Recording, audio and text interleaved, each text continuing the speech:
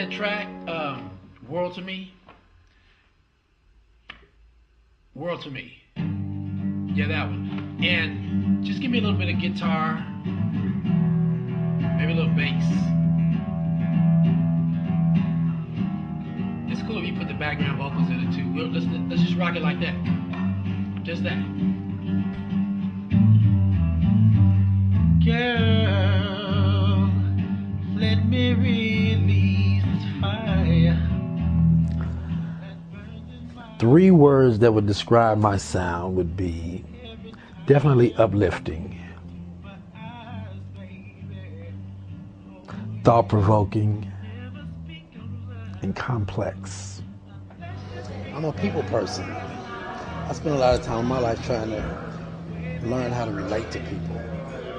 I think people can be really different, but the question becomes, how can we relate? I think it comes across in my sound and my music too. I think that's the problem with some genres of music, is that they really attempt to see what groups they can exclude. I want to make music that says everybody's welcome. I want everybody to enjoy my music. I want to include everybody. I'm persevering. I didn't get here overnight. I paid dues.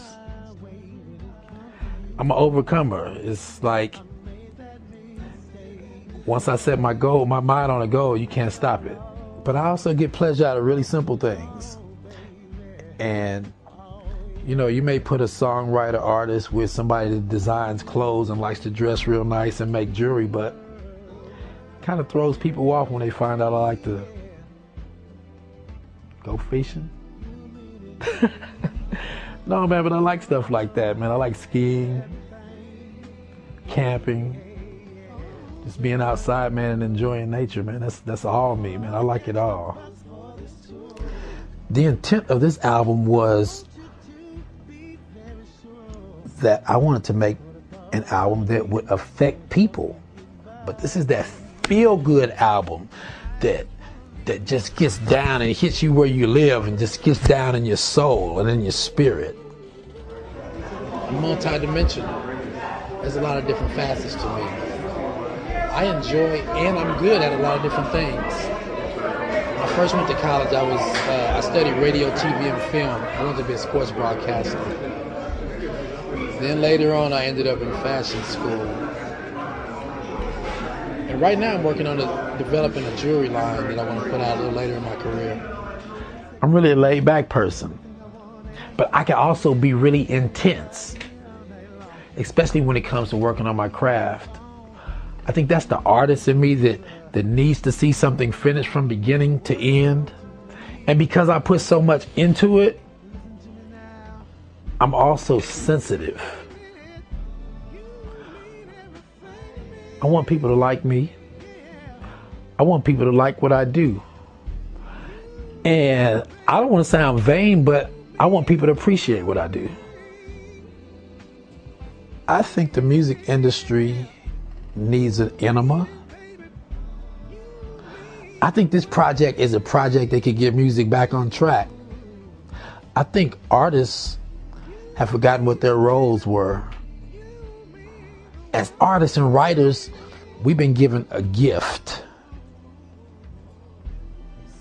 I remember I was working with a singer. He was demoing a song for me, and he posed a question to me that I thought was very profound. Well, the answer. He asked me, why do you sing? And he said, the reason why I sing is because I can. And it had never occurred to him that maybe he should say something that meant something and that could affect somebody. I was inspired by artists like Otis Redding, Marvin Gaye, the Beatles, Bill Withers, George Clinton. And I feel like if I were to take this project or my sound back in time to that era, that the artists that inspire me would, I think they'd be proud of me. I would even go as far as to say that I think they would embrace me as one of their peers. I initially came up with the idea for my new album, King or the Fool, from a church sermon. Originally, it inspired a song. And then I saw the concept as being so big, I decided I'd just let it embody the whole project. It's about dualities. How every man has the potential to be good or bad. Also, I was born in the middle of June, which kind of hints that there might be two sides to me, the king or the fool. The Kanye West tracks that I'm connected to would be, let's see, I'll Fly Away from The Dropout, Spaceships, School Spirit, Last Call. Let's see, moving on to Late Registration. It would be Heard 'Em Say, Crack Music, We Major, Drive Slow, Late, Bring Me Down, Good Morning, Champion, Everything I Am, Homecoming, Flashing Lights. You know, I'm right there with him through the entire process. So I contribute pretty significantly to the projects. Glow in the Dark tour, he raps, I sing. This tour is a little different only in that as performers, man, having those tours like the Touch the Sky tour behind you, you grow so much as a performer. So that's one thing that's different, is just your maturity on stage.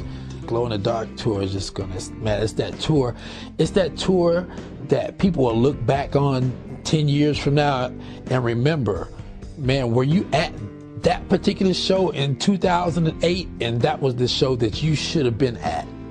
It was that landmark show for that era. Well, the people I collaborated with on this project were, as far as writing goes, were from relationships that I had built way back early in my career. One person, Ron Cat Spearman, who now tours with George Clinton, producing and writing on a few songs. And then there's Kipper Jones, who is a legend. He was with the group back in the 80s called Tease, but he's a legendary vocalist as well as songwriter. I also worked with some up-and-coming producers, notably Chris Cutter, aka YC Young Chris Baldwin, out of Oklahoma City, my hometown. Also worked with James Dumaine, Cheese Beats, Keys O'Kane, he's out of Chicago. A couple other Chicago people. I don't want to let everything out of the bag, but we may be able to get a feature from, say, Common. And there's this other cat, producer out of Chicago. Oh yeah, Kanye West.